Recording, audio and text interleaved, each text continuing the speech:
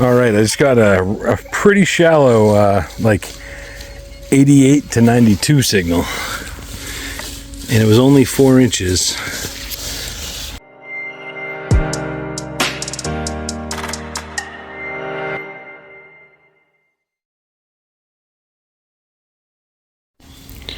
Welcome back to Dirty Digs. Me and Jim, he's right over there. We are out at a spot that has a cellar for an early 1800s. I want to say this is 1812 or something. Schoolhouse. I've been here before. There's not a ton of finds, but we figured we'd just stop by and try it out again this time of year. And I just got a mid-30s tone, and I got a little thimble. Very cool. I'll let you know what else we find. All right, I just got a high 20s, and I just got another thimble. The other one I got was probably 50 feet or so, somewhere right over there. But that's pretty cool. 2 thimbles for the first 2 finds, really. I got a couple pieces of iron and whatnot, but that's about it. And there's the other thimble right there. So, there we go. Find anything else? You know, it's pretty bare here. I mean, I think I remember that last time I was here. It's a very open area, and just stuff's just scattered just randomly everywhere. There's no rhyme or reason to it. So we'll try for a little bit longer, and then we'll move on to a different cellar. I got a few marked in this area.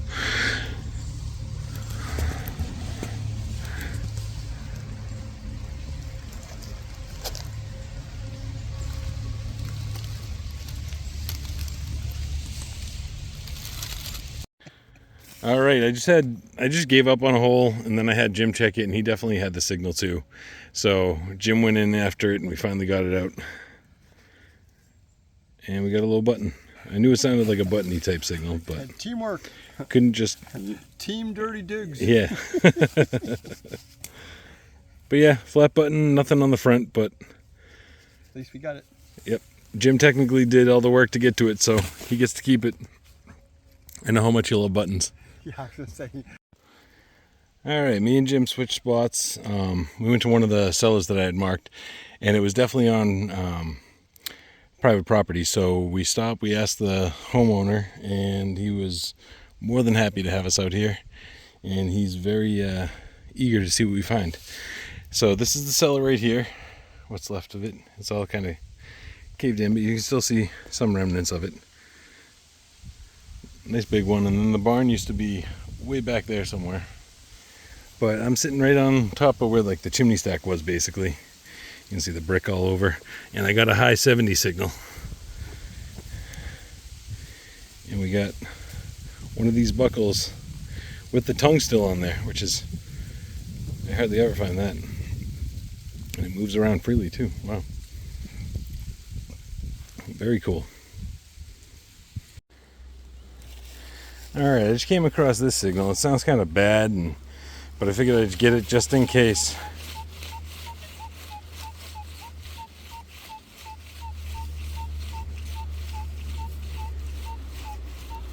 It's kind of jumpy, kind of sounds trashy. Oops, sorry.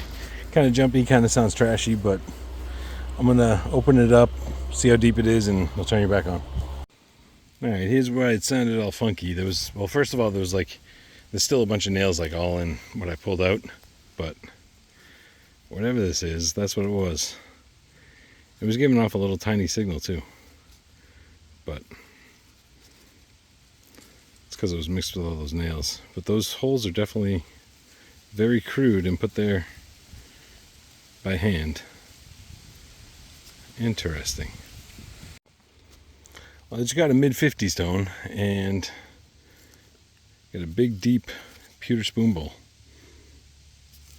It's actually kind of high, but it's also a big piece too, so that's cool. All right, me and Jim just met up around the backside of the cellar. He's already done and running around like a madman. But so far he's got good sized D buckle.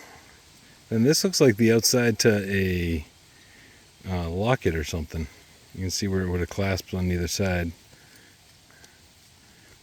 Right there. And then there's something you can kind of see right there. Right there. Yeah, you can see like a little mini hinge there. So that's definitely like the outside of a locket or something along those lines. That's pretty cool. And then I just got a low 50s tone. And I just pulled up a nice deep ball button. This season has been like the season for ball buttons for me. This one still has gilting in it. You can still see a little bit there shining through the dirt. It's pretty neat. And this is the same style, same back mark as the one that I found with Jim from Mason Merck when I was over on that side of the state. Full shank. Nice. We'll let you know what else we find. Just got a deep like 51, 52. We got a little suspender clip type deal.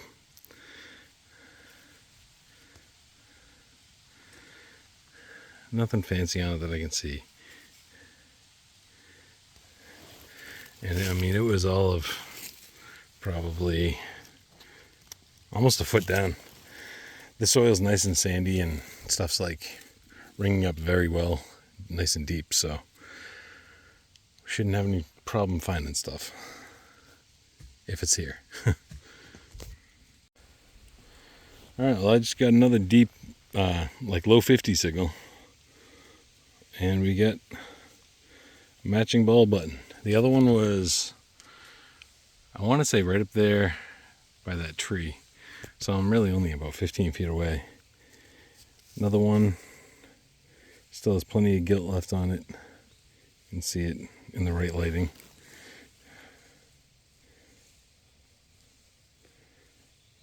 Let me see if I can get a brush on it. Alright, that's about as good as it's going to clean up in the field without me going crazy on it. But you can definitely see the shine of all that gilt popping through. Very nice.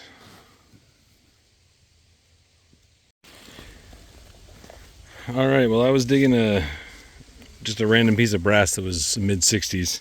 Jim just walked up behind me and dropped this in my hand. Looks like we got ourselves, I'm going to assume a British copper.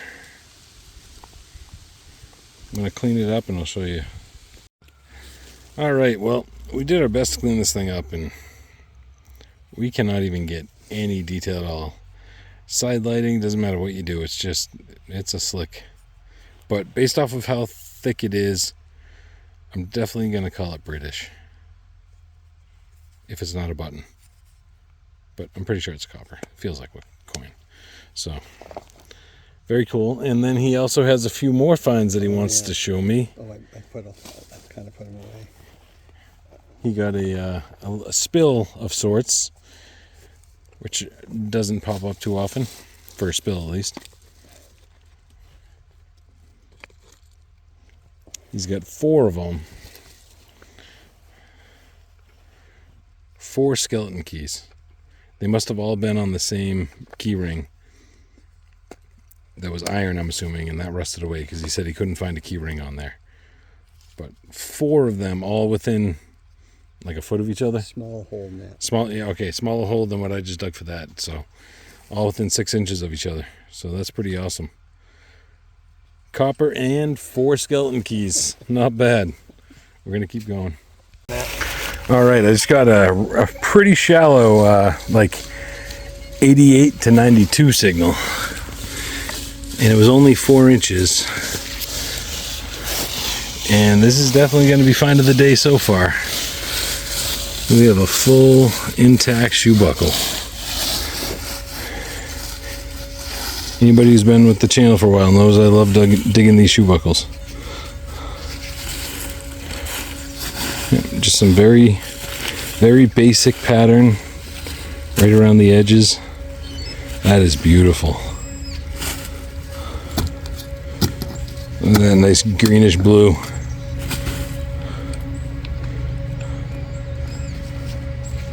Very cool. Oh, and it even moves still. That's awesome. I'm not going to push it too hard right now. I want to keep it in one piece. That is awesome. You got something? Oh, Well, that's Jim's digging bottle caps. that's what I'm saying. It's mixed in, but it's so. All right, right now I'm working in like the kind of collapsed wall of the cellar. Figured I'd try that before we leave. We got to leave pretty soon, but it just got a nice solid like 92, 93, but it was really, really like scratchy sounding, and I heard a lot of iron around it, so I thought it was probably a false, but we got ourselves a nice heel plate. Look at that thing. That is pretty neat. One of those nice solid brass ones. Very cool. All right, finally met up with Jim again. He said he's got some stuff that he found. This was the last time I saw him. I forget what I found. I found a musket ball, shoe frame. Is that a shoe frame? It's freaking huge, isn't it? Yeah, you can see where it would have, the pin would have gone through. That is big and thin. Yeah, it had the hook in it, like where it attaches, but Yeah, I lost yeah. it. I didn't lose it. I have it since. Oh, a little Yeah. saddle shield thingy. Yeah. And that's the rest of that buckle. Somehow that Yeah, went in it's got here. the 3 little hooks there. That's pretty cool. And where's that? Okay. I don't know. That's new, isn't it? He's got one of them, or at least a part of one of those big belly buckles for a horse or something. Those things sound so loud when you hit them. Oh, look at that. He's also got a musket ball. Nice. Round ball. And I got it. That's where the sprue would have been right there. That's where they Another button since I saw it. cut the extra piece of lead from the mold. Oh, there's the Indian. Right I there. never looked at it. Oh, and an Indian head penny. Okay. That's the back. There's the front.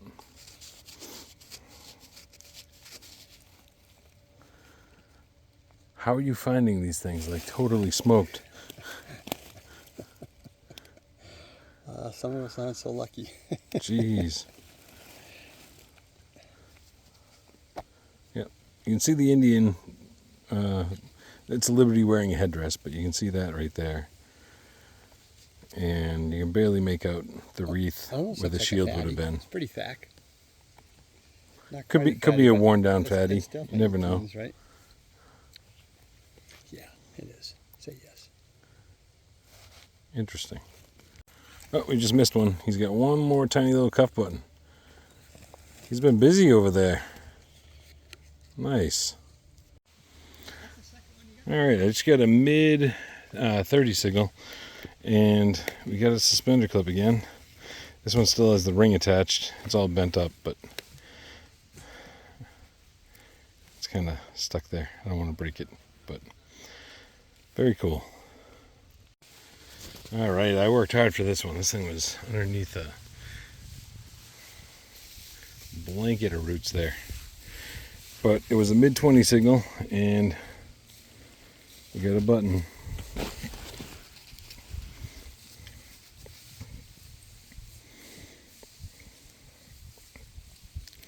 There might have been something there at some point, but I don't see it.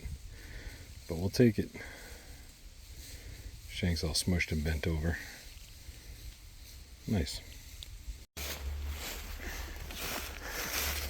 All right. Jim just got a good signal. He said it came up as a 92 on his. Look how thick it is. Oh yeah. It's probably gonna be a braided. Look at that. Definitely got a copper here. Feels pretty light though, for how thick it is. But yeah. So I'm gonna clean it off and we'll see what we got going on here.